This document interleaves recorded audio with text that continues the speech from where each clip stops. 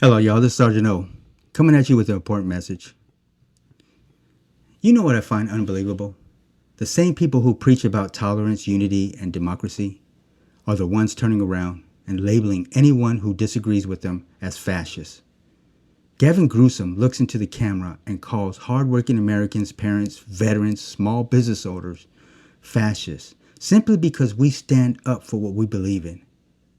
And then you got AOC, which stands for a line of communism, who spends more time on social media than her own district, demonizing anyone that doesn't fall in line with her version of justice. If you want lower taxes, you're greedy. If you support the police, you're a racist.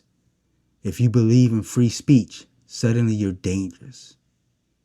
Meanwhile, Democrats in power are holding up paychecks, the paychecks that you and I depend on, just so they can stage their own little no king rallies, so they can speak at it, put their point of view, sell you out. Funded by the same radical donors and foreign interests that have been buying influences in this country for years, such as CCP. They call it activism. I call it manipulation. They want you broke. They want you tired. They want you quiet. That's how communism takes control. And just when you think that the rhetoric couldn't get any worse, here comes Don Lemon himself, sitting there with that smug tone talking about how black and brown Americans should use their Second Amendment right against federal agents. Buy a gun legally to defend yourself in case ICE comes knocking at your door. Do they even hear themselves? They're playing with fire. Don't believe me. Watch this. Hell, don't quote me. I might have gotten it wrong. So here's what he actually did say. Black people, brown people of all stripes, whether you're an Indian American or a Mexican American or whoever you are, go out in your place where you live and get a gun legally, get a license to carry legally.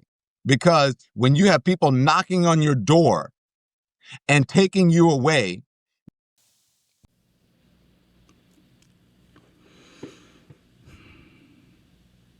Because when that kind of talk gets normalized, when that kind of division gets repeated night after night, it leads to chaos.